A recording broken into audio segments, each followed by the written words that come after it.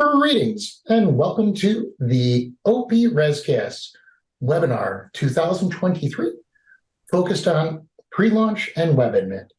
This overview is going to be a great opportunity for residency directors, mentors, as well as administrators to learn how to leverage the WebAdMIT and WebAdMIT pre-launch environments so that applicants can apply to their residency programs using the orthotic prosthetic residency common application service. Let's go ahead and jump in. Presentation overview. We're going to review fundamental terminology and concepts, as well as terminology related to OPRESCAS and WebAdMIT. We're going to provide a demonstration of pre-launch as well as configuration portal. We're going to demonstrate how to review active and closed configurations, as well as submitted applications using WebAdMIT. We will discuss the next steps for residency program staff, faculty, and administrators seeking to hire residents during the application cycle. And last but not least, review NCOPE as well as our trusted partner liaisons resources available for the platforms. Now you might be asking, who is Liaison? Liaison is NCOPE's trusted software partner who developed and administers the OPRESCAS system.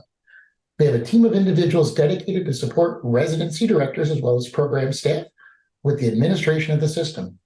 And one of the most important resources that they have is our partner, Joelle. Joelle, do you want to go ahead and give us a brief introduction about your roles and responsibilities with WebAdMIT and OPRESCAS? Hi, Chris. Yes, thank you so much. Welcome, everyone. My name is Joelle. I am the Client Success Manager with OPRESCAS. I am one of your points of resource for assistance when configuring your programs during pre-launch and afterwards when your programs have been promoted to the live environment of WebAdMIT. If you need any assistance with any of your programs, updating your programs, or have any issues, we are some of the people that you want to directly communicate with to not only make us aware, but to assist you with any of those issues. But otherwise, any questions you may have, again, please, we invite you to please reach out to us at any time. And I'll be sharing actually the direct contact information for our team members at the end of our presentation. Now, first of all, OPRESCAS is a term many of you are familiar with. Keep in mind, it's a full-service, web-based application that allows residency candidates to apply to multiple residency programs via a single web-based application. It also is designed to streamline the selection process for O&P residency programs, directors, and staff. It actually scales quite nicely, so bigger organizations like the U.S. Department of Veteran Affairs, for example, have been leveraging its features for quite some time now. Do keep in mind, though, OPRESCAS also is essential to sharing with NCOPE, as well as the orthotic and prosthetic profession, crucial data on job opportunities for practitioner-level graduates, while also ensuring that your residency programs comply with fair hiring and recruiting practices. Keep in mind that OPRESCAS has been a requirement for residency programs since July 1st, 2017. And when I talk about OPRESCAS, keep in mind, more often than not, it's referring to the interface that your future residents are going to use to view open residency positions. We're going to talk a little bit more about WebAdMIT and WebAdMIT Prelaunch, where you're going to build your applications and review applications submitted for your various residency programs. Speaking of WebAdMIT, WebAdMIT is a free online application management software designed to bring all your applicant data to the fingertips of the residency director as well as the program staff. So it's not uncommon for human resource professionals, residency mentors, and other persons engaged with selecting residents to have access to the tool.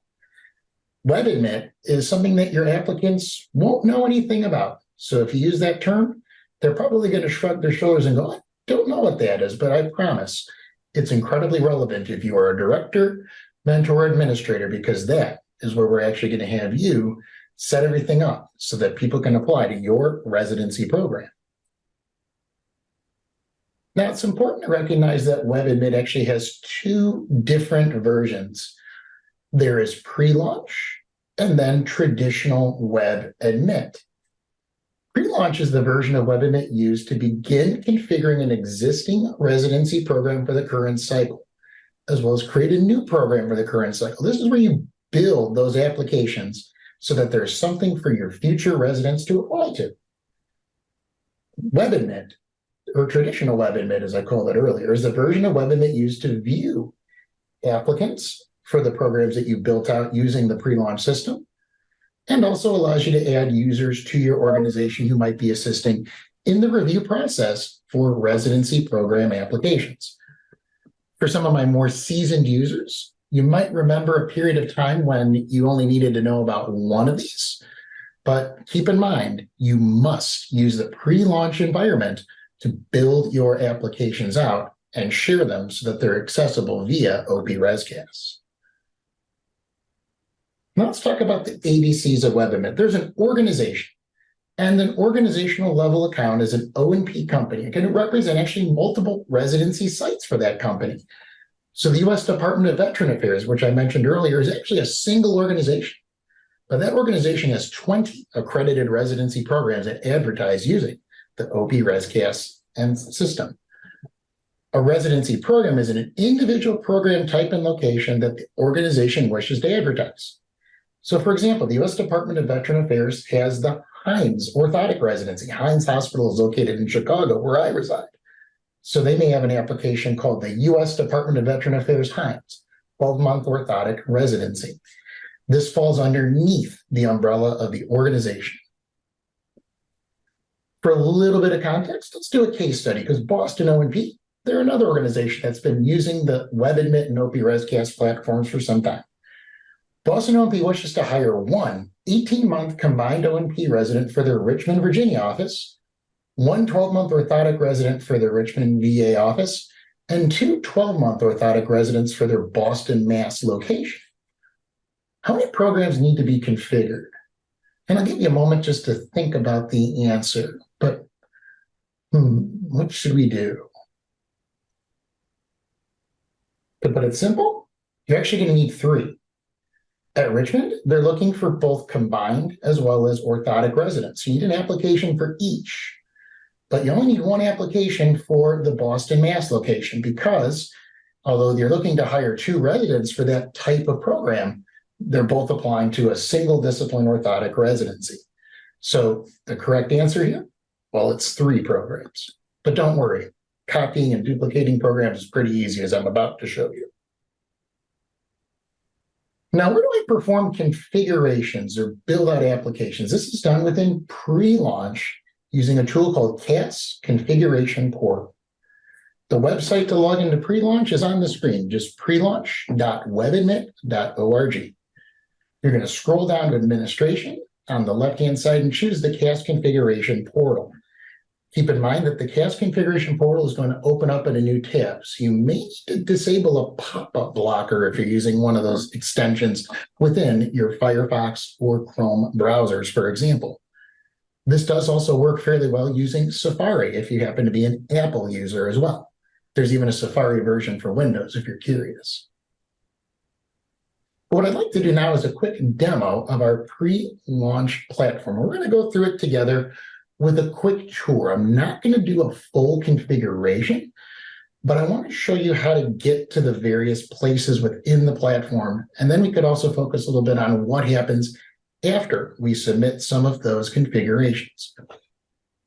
What we'll do now is bring over our screen and share the pre-launch environment. You know you're within the pre-launch environment because the website address will say prelaunch.webadmit.org.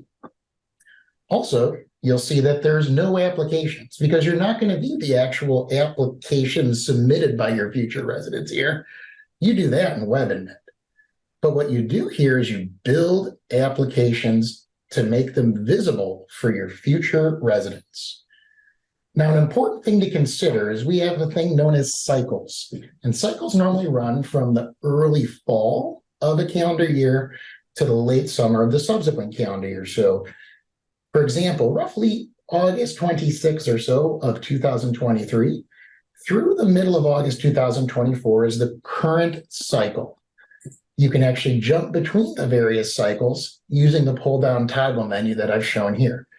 But I want to show you the current cycle. What we're going to do now on the left-hand side is do a brief tour. Keep in mind in pre-launch, this tab that says applicants is not going to be relevant for you at the moment.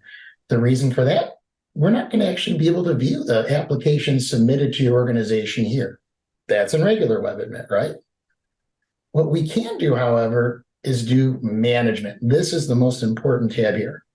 You can add additional users to help build out your application if you don't want to fly solo, and it's fairly simple to do. I can go ahead and click on admission users, and if you're not sure who actually is part of your organization and has access, you can just click your search button, and I can see very clearly, here's my esteemed colleagues at the Shirley Ryan Ability Lab. I happen to do a little bit of clinical work there in addition to working at NCOPE. There they are. So what we can go ahead and do now is if we wanted to add an additional user, let's say we had another clinician involved with our residency program, you can click new user and it'll automatically add it to your respective organization. The fields that you absolutely need to enter are first name, last name, title, and again, I mentioned we could have human resource professionals, for example. You'll just identify them as administrative, but more often than not, it's going to be the program director or a mentor who might be considered faculty. The phone number is not an absolute requirement, nor is the extension. And the most important thing to consider here is work group. If you don't pick WebAdMIT administrators, you're going to have some challenges. They're not going to be able to access and manipulate things as intended. So make sure you pick the work group, and there'll be only one option, WebAdMIT administrators typically. You can then always click make this item available for all new programs added. And that way they'll have the ability to be engaged with some of the other ones that are still in the staging process. Then just hit your submit button, and now they too can be involved in building out applications. You're probably not going to have to manipulate users too often, and the nice thing is, unless you have a lot of employee turnover, you might not have to manipulate it at all over time. Task configuration portal, however, I discussed this a little bit earlier. This is where we're going to go ahead and be engaged in building out our applications.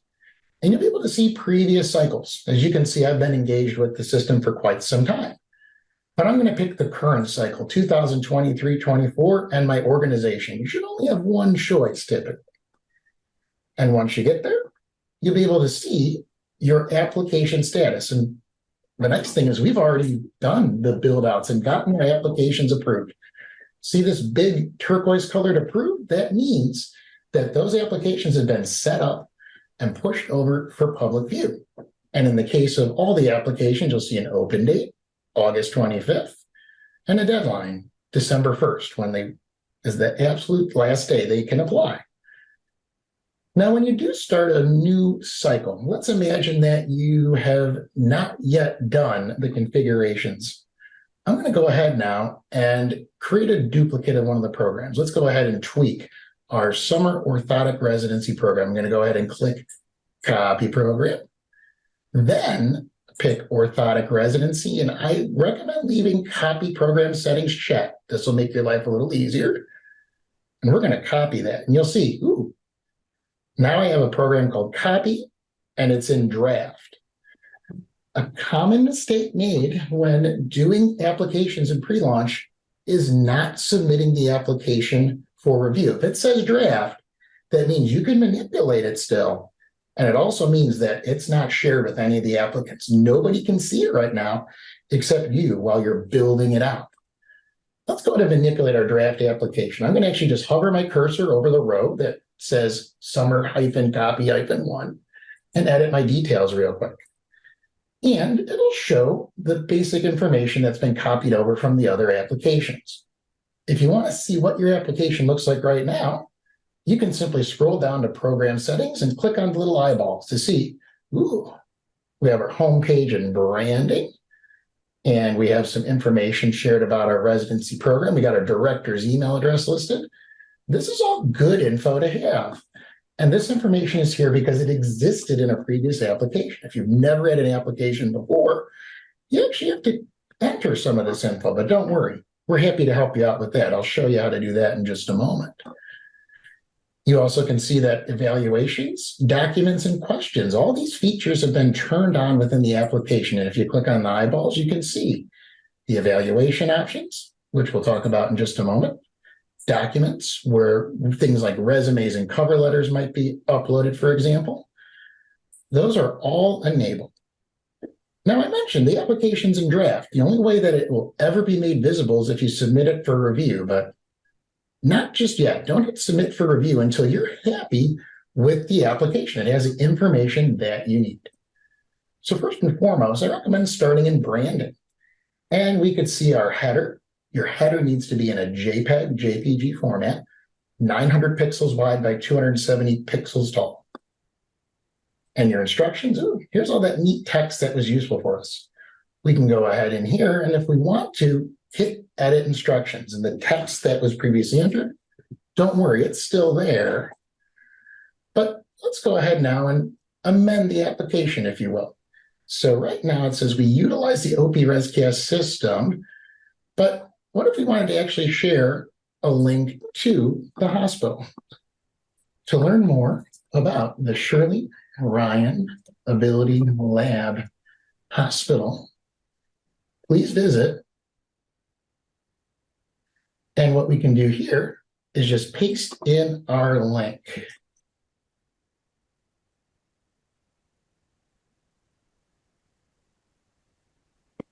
There we go, sralab.org. So I'm going to just cut and paste my link. Let's snag that. And I'm going to paste that right in, and you'll see it's just plain text unless we make a link. If you highlight it, click on the little chain links above, and paste that link in one more time. Now you'll see we have a deluxe link, and I'm going to hit my save button real quick. And you can see my handiwork has been integrated and implemented.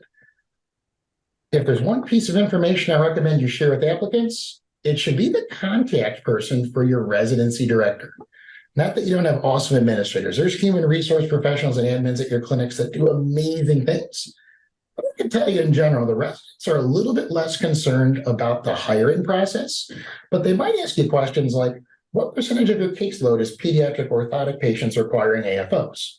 Your HR staff might not know that off the top of their head, but I can almost guarantee the CPOs that work in your clinic do. So please do consider sharing contact information for them. Also, if you're thinking, I'm not an email person, I like phone calls, there's no shame in listing a phone number there as well. Just make sure you list the hours that a phone call would be appropriate if you'd like applicants to ask questions there. Now, if you wanted to take it to the next level, I got an idea. We're going to go to a website, oprescas.liaisoncast.org. Don't worry, if you're watching this as a recording, the links are going to be immediately below this video. But on the left-hand side, you'll see information to share with candidates. That looks pretty good. And there's 10 questions. And if you simply copied these questions and pasted them into here and answer them for your applicants, I'd wager they're not going to have a whole lot of reasons to give you a phone call and ask questions of your organization. So I recommend you consider reviewing these questions and addressing them, because this is truly what people that are going to be your future residents want to know about the residency program itself. Now, back within pre-launch CAS configuration portals, a couple other things I want to share with you. There's editor. I'm going to click on editor, and you'll see there's checkboxes for pages. There's evaluations, questions, and documents.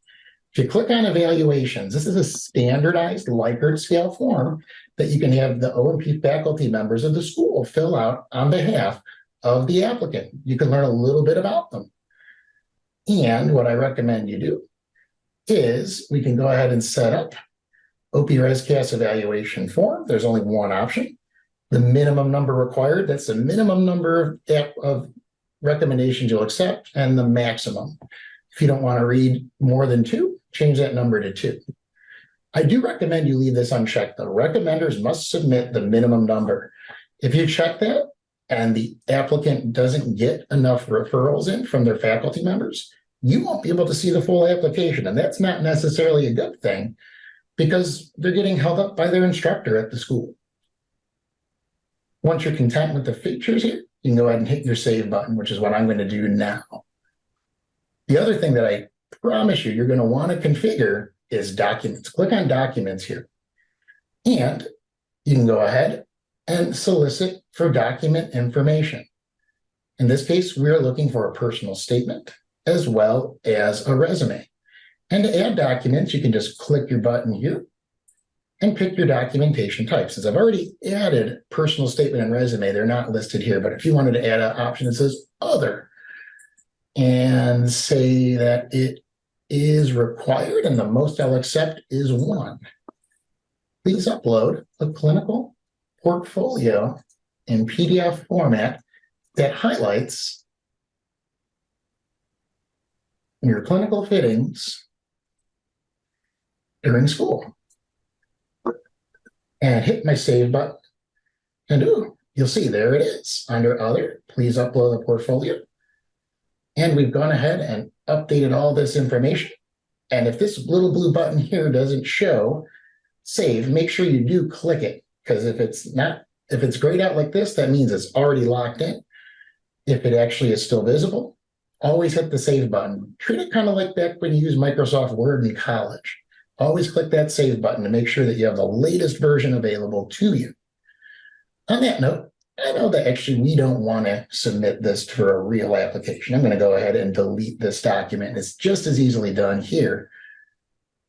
The other thing that you can do is click on questions if you'd like, and questions allows you to add open text question responses from the applicants. And not all clinics leverage this. I recognize some of you may say, you know what? I'd rather ask them those questions during an interview. I want them to think on their feet versus have them sit there and really deeply contemplate the answers and maybe have their mom double check the responses. So you don't have to use this, but if you do want to ask them some open-ended questions, this is the place to do it. Now, I mentioned we probably should talk about submitting the configuration, because right now, if I go down to edit, I can go ahead and see, it says copy 1. I don't want them to see that. Summer, and then let's imagine that we're doing this for our research track residents. I'm going to call this summer research track. And then there's the city and state, there's Chicago. I want it to open up August 25th with all the other applications. So any date before today means it'll open up as soon as it's approved. But I do want to have the same deadline as December 1st. And one thing that you can do is if you actually wanted to set it up so that applicants got their info in sooner, you could click different date and identify a deadline that occurs before then. So if I actually show November 23rd in the application, knowing that we'll still take them as late as December 1st, that's sometimes a neat way to get your applications in sooner. But we trust our applicants. I'm going to just say December 1st is when it closes, and that's when we're going to show our applicants. What I also mentioned is, this is going to be our research track residency. And then this thing, what did it name? This is an internal term, so let me actually just add info for me, research track.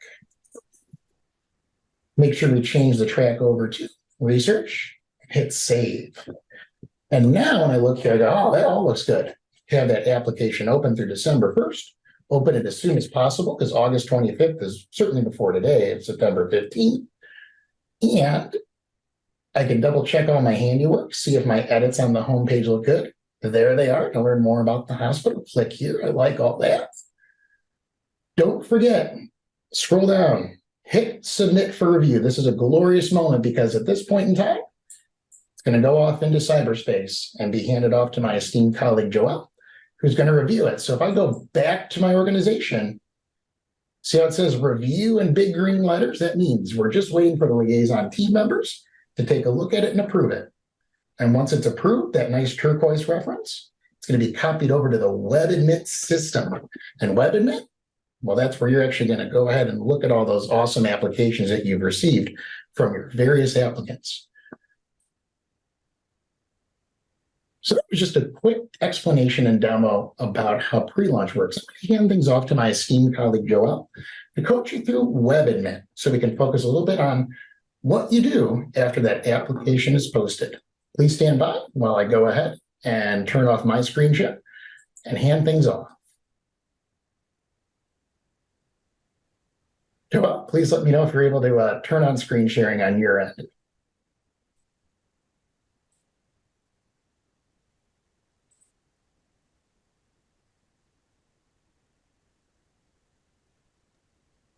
Hi, Chris. I am just getting that window up.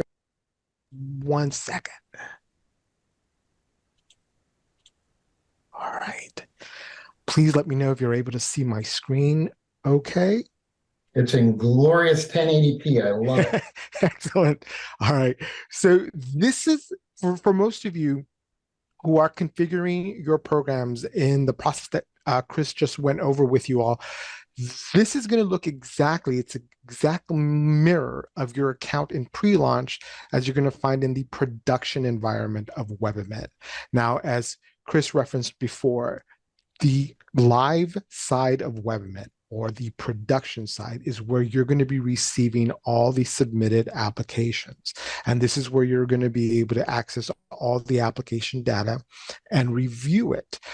So though in pre-launch, you pretty much focus on going into the configuration portal. Now's the time to, when you're accessing your production account, to start navigating through the actual software, through WebAdMIT, so that you can actually start reviewing those applicants that come in.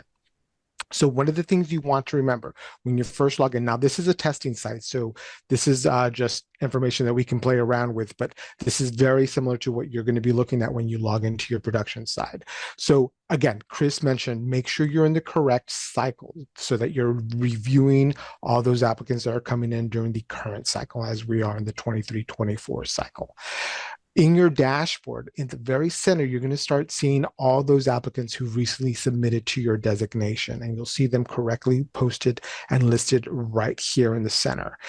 If you click or open any of these drop-down panels, you'll see additional information, including what updates the applicant made and when those changes were made on the application. Clicking on any of these applicants' name will open up their application detail page.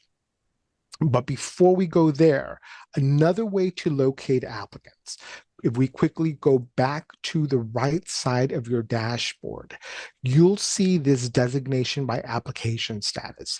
Right here, you can actually click on any of these statuses to open up a list view of all those applicants that are in that respective status. So any in progress, received, or verified app, or not verified applicants for OPRESCAS, but complete status will send you to a list view of that application.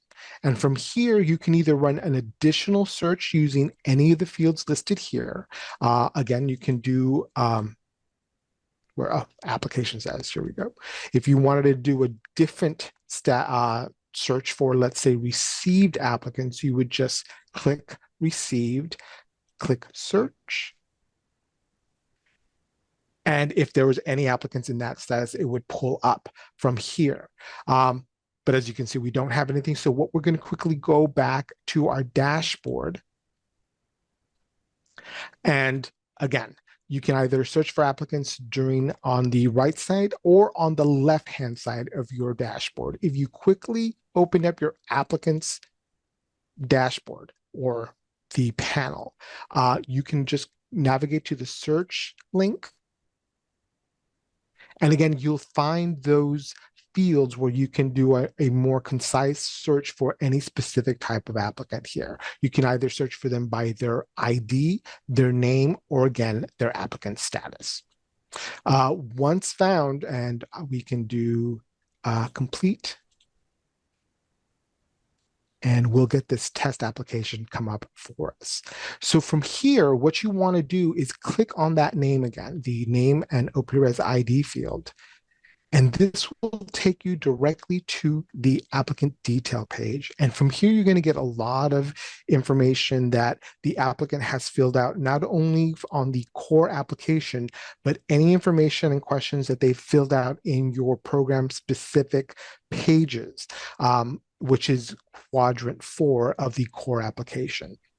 And that is a section that you had just configured so that if there were any additional questions, any additional documentations that you were requesting, that is the information that you will be able to locate and find and review on this page, the program details page. So again, you can have an immediate access to the applicant's email from right here. You can just click on that if you need to communicate with the applicant. You'll see a list of their designations with your program. But more importantly, you'll start to access their documents, whichever they've submitted. You can either do a transcript search so that you can pull up any transcripts they've uploaded to their application. Please note that these transcripts are all unofficial. Any applicants or any documentation that you've asked the applicants to upload specifically for your organization, you can find in this panel. Any documents that you choose to upload for a specific applicant, you can do from this admissions uploaded documents file panel. Up here, you can just locate that file, upload it, and now you have access to it within the applicant details page. If you wanted to download and print any of these documents, you would just need to click on that icon here. And for example, we're going to go on the transcript search. And this is just a sample letter that we pulled up. So from here, you can just save and either file it away with an actual physical file copy of the applicant, or you can just review it at your leisure and then just X out of it when you're done with it. But one of the most important things you can also access from the documents panel is the full application PDF. And I'm going to quickly tap on this as well, just to give you a little bit of a view of what that looks like. So from here, the full application PDF will give you a bird's eye view, again, that you can print out and review outside of the WebAdMIT site so that you can actually review it in full and at your leisure. This information is everything that was requested from the applicant in the core application, and including all the information that you configured for your specific organization. Any documents that were uploaded will be found towards the very tail end of the application PDF. And I want to see, kind of missed that, but what you'll do is you'll pretty much just scroll down to it and come to it. There's an example right here. So that sample letter for upload testing, you will find towards the very tail end of that PDF. But that's how you want to actually access, review, and download and print out any of the documents that requested either in the core application or from your own configuration process. X out of this as well. Right. And moving back down, if you want to review any additional information that the applicant filled out, please just open up any of these drop-down panels to open up that information and review it. Anything that you specifically need will be able to found here, including any emails that you might have sent out from here, or any history of the application itself, when it was submitted, and any changes that were made to that application. One of the things that you can also do from this dashboard panel is go back to your dashboard, click up, I should say, go back up to the right-hand side of your dashboard, click the dashboard if you ever want to just go back to your main page. If you want to do any other type of management processes, you would just click on the management panel to open that up. And again, if you at this point or at any point of the review process find your resident and you no longer want to have applicants submit to your application, what you can do from this site, the production site, not the pre-launch site, is once again access the configuration portal. Quickly go to the management panel, click on the CAS configuration portal.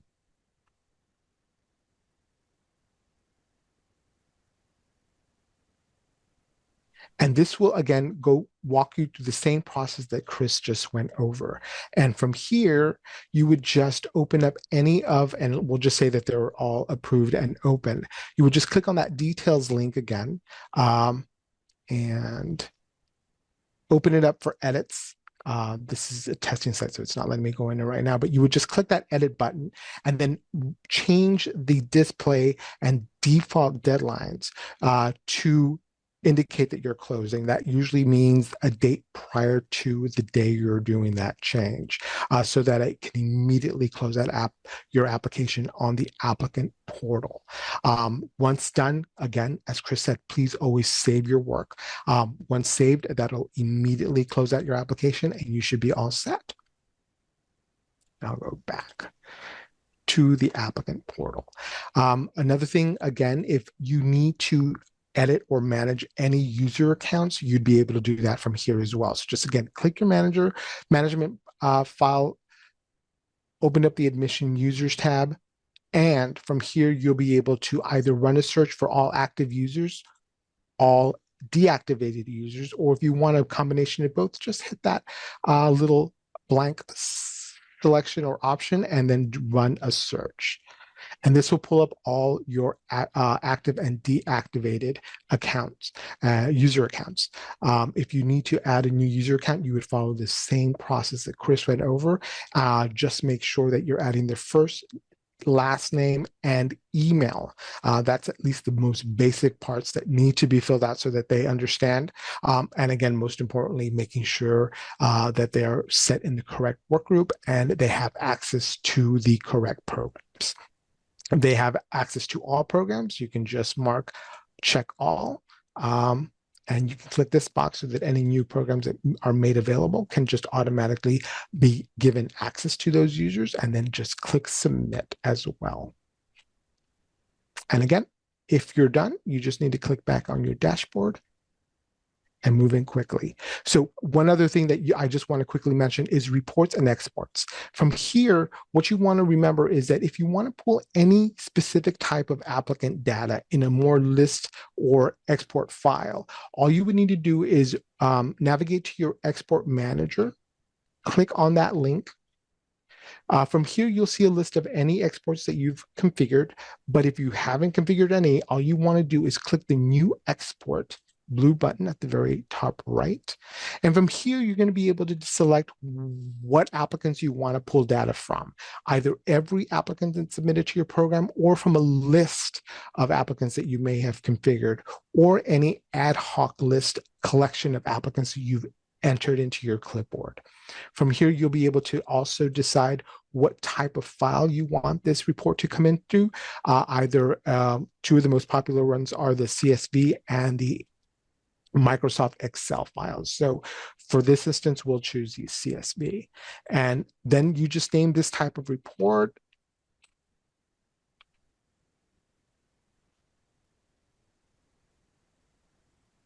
From here, you also will want to decide who has access to this report.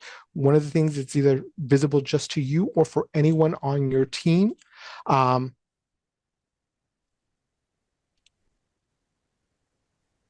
And from here, you can just decide what members of your team are going to have access to this report. So after you've decided who has access and the name of your report, this is where you can now decide what specific data points you want collected. And you're going to see that you have a list of field categories to select from. Once you've selected any of those subfields, you'll see them enter into this right side.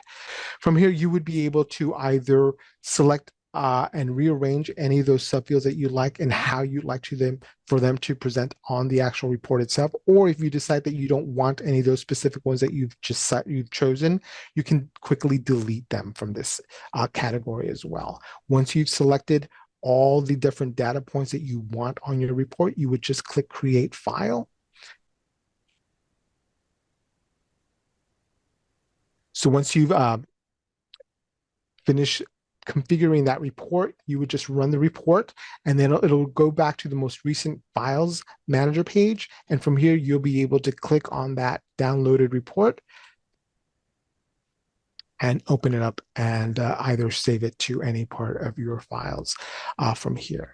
And that is how you would, and I apologize that I wasn't able to give you a full real experience of how that is presented, but that is how you would run an export report within your account. If you have any questions about this, again, we'll be more than happy to walk you through more one-on-one situation at your convenience, and just let us know when that can be. And Chris, I'll give it back to you.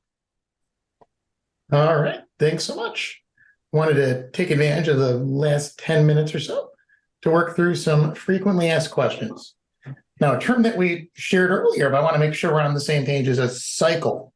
What is meant by cycle and how does it affect residency programs? A cycle runs one calendar year, normally running from the end of August, roughly the 26th, through the middle of August, a subsequent year. Keep in mind the previous information from the cycle is copied over to the new cycle, but it will not open up an application until you set open and close dates and submit the configuration. So while the information that you've entered on a previous year, if you took applications the previous year, will be copied over, it will be in draft mode until you provide current info, such as the dates that you want to accept applications for the current cycle. Next up, when can I advertise a residency position during a cycle? I mentioned it runs from the end of August until the middle of August the subsequent year. And residency positions can be added and made visible to candidates at any time during the cycle. Just keep in mind, you need to do it using pre-launch. Pre-launch is where you build those configurations out to make the application visible. Now, if you want to really be on the ball and have things open up on August 26th, the very first day, don't worry. Pre-launch actually opens up about a month earlier than August 26th for you to build those configurations out. And that way your application can be made visible on day one. And I can tell you, applicants are looking earlier than ever for those residency positions. So being open on day one isn't a bad thing. If you want to go ahead and have your application open up a little bit later, let's say October 1st, that's okay too, because you can submit that configuration and identify a date in the future, and that application will stay closed until that very day. But applicants can see, ooh, it looks like West Coast Limb Brace is going to go ahead and offer a position. They just aren't going to open that up until October 15th, for example. Now, some of you might be thinking, my clinic does not hire a resident year over year. There's an awful lot of small businesses where it doesn't make sense to hire a resident year over year. It's okay. Do we need to do anything if we don't plan to hire this cycle? And I can tell you, if you absolutely, positively do not plan to offer a residency position during the cycle, then you don't need to advertise anything. You don't need to go into configuration portal. You don't need to submit anything. Keep in mind, we don't want you to submit a configuration and make an application visible if you actually have no intention of hiring someone. That could be considered false advertising in some states like Illinois and California. And you don't want to get pulled into that. Trust me. Now, when do O&P students graduate anyway? And when should I consider posting the position? I could tell you the graduation cycles are. Loma Linda University tends to be the earliest in the calendar year, right around the end of March, the 30th. April, you'll have Alabama State, Eastern Michigan, Northwestern, and the University of Pittsburgh. May, California State University and the University of Hartford. June, Concordia, as well as the University of Washington. And December, Florida International University /IIOP. And the University of Texas Southwestern. As I already mentioned, though, candidates are looking earlier than ever. So I recommend actually getting your applications open sooner if you can, because I can tell you there's an awful lot of folks that graduate in the springtime that have a job offer extended to them by January 31st. So if you want a resident to start in July and you don't open up that position till March, you may very well have lost the opportunity to talk to 30% of the applicant pool because they've already signed contracts with another clinic. Food for thought. Also, I submitted my configuration so I could begin accepting applications. How do I make sure it's actually visible? Remember, you'll actually see a nice turquoise approved visible once that application is moved over into the WebAdMIT environment. So within WebAdMIT Prelaunch, you'll very clearly see it's approved. If you see the status of draft, don't forget, you got to do that final step and hit the submit button so that it can actually be sent over to Liaison for review and subsequent posting. And I recognize a lot of you like to do an orthotic residency followed by a prosthetic residency.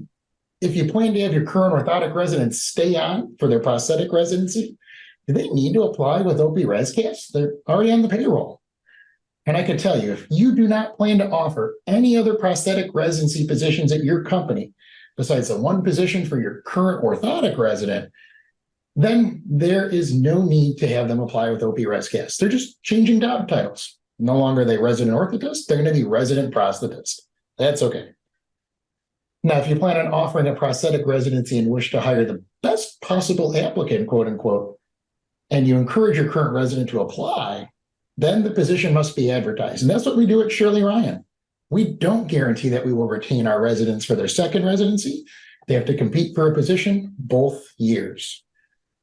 Keep in mind, this also applies to current employees. So if you happen to be at a facility where you have a current student working as an O&P assistant a couple of days a week, and as soon as they get their degree, that master's of P&O, MSPO in hand, you know you want them to transition to resident, that's the other situation where you don't need to open up an application. If you have no intention of hiring anybody else but your current assistant/employee. Now, our organization has 10 unique sites. Do we need to post a configuration for each? It seems like a lot of work. Keep in mind, you can just copy the configurations. Remember, I did that in the demo earlier on. I was able to take an existing application, duplicate it, change it from clinical track to research track, do a couple of text edits, and I did it with my voiceover in about 6 minutes. So yes, you do need to post a configuration for each location seeking a resident in each program type. NCOPE and the schools and professional organizations need to know the geographic regions that are hiring. So you can't just say, this is our one application for our massive clinic open all the way from California to Maine. You need to actually identify the sites that do want residents. Also, advertising an opportunity in one location, then filling a position in a different state not advertised, prevents NCOPE from capturing the data we need to report to organizations like the Department of Labor Statistics in terms of jobs available. And to be candid with you, your applicants, your future residents don't want to apply to a generic site, only to learn that your only opportunity might be in Duluth, Minnesota, if they happen to be looking for something on the West Coast. There's nothing wrong with Duluth, I promise. Lovely town, actually, I visited. And our configurations for OPRESCAS are approved after we submitted them in pre-launch. How do we view the applications? It says we don't have any applications. Keep in mind, you need to go to regular WebAdMIT to view those applications. They're not going to exist in pre-launch. Pre-launch is just where you build your configuration. The real applications completed by real applicants live in webadmit.org. And the other thing is, once you go to webadmit.org, you might say, okay, applications visible. I'm definitely at webadmit.org, Chris, but I don't see any applicants. Like, what's going on here? It's possible you may just need to turn on your program assignments. The administrator for your organization, not an NCOPE employee per se, might have forgotten to check the box that says, make sure all those new applications and designations are visible to our other personnel. All you got to do is go to your account and then click on the program assignments that you should be reviewing. It's pretty easy. And the other thing to keep in mind, if you found that ideal applicant and you're thinking, all right, we don't want to accept any more applications. This is the person, we're hiring them. All you need to do is go into WebAdMIT, not pre-launch, but regular WebAdMIT, edit the application, and then when you edit that application, change the deadline to any day before the day you're making the edits. And you'll see that application change its status to quote unquote closed. And if that application is closed, good news, nobody else can apply. And that's all right, because you found the best applicant possible. What I'm going to do next is just skip ahead to considerations. One, I recognize some of your organizations may have HR professionals. Trust me, they're worth their weight in gold. They're valuable. Make sure they know about OPRESCAS, and that's a requirement, because there's a lot of tools available to HR professionals, and they generally don't know about things like the Common App Service, because again, they're used to hiring employees, not residents who are getting education and employees. Also on your website, I recommend you remove language like send us your resume, and instead have you put in something like, to view positions, please view OPRESCAS. And make sure you let faculty members at the schools know, hey, good news, we just opened up our application on OPRESCAS.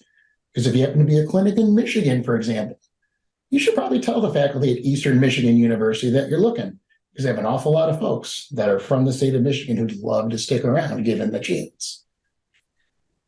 4, configurations performed previously are not visible to applicants after a rollover, and that happens right towards the end of August, unless you submit that configuration again with new dates for the new cycle. Also, you need to sign into WebAdMIT, not Prelaunch, but WebAdMIT every week or two to check for applications if you have applications open. So pay it a visit. Make sure that you don't have individuals submit an application and not hear from you for weeks on end. And last, but certainly not least, represent your company well. Please be responsive when applicants reach out and apply, and make sure that you have contact information shared. There's an awful lot of help resources available. Odds are you're actually watching this video pre-recorded on our YouTube channel, although a few of you are lucky enough to join us live. We also have our knowledge base. Earlier on, I showed you the OPRESCAS.liaisoncast.org. That's a neat place to learn about information you should share with candidates. It links you back to all of our YouTube tutorials. Plus, within the configuration portal, or actually just below configuration portal, there's a big tab. It says Help. And under Help, I'm pleased to say Liaison, our trusted partner and vendor, has created a wide array of tutorials, videos, and manuals to help guide you through the process as well. Finally, I always like to ask, how else can we help? We're more than happy to do one-on-one appointments with you and your residency program staff to build out your configurations, because I recognize there's a lot of information and you want to make sure that you're representing your organization and your residency program in an appropriate manner. So this is above and beyond all the support resources and links in this video. If you want to know how to get a hold of the people that are able to help you, just go to oprescas.liaisoncast.org/content, or you can always just email us. Myself and Joelle, who we were their co-presenters today, can be reached via email at crobinson@ncope.org for myself, and jcardenas@liaisonedu.com. And also, Ms. Claire Doyle, who is your primary point of contact if you're a residency director, mentor, administrator, can be reached at cdoyle@ncope.org. Any of the three of us are more than happy to assist.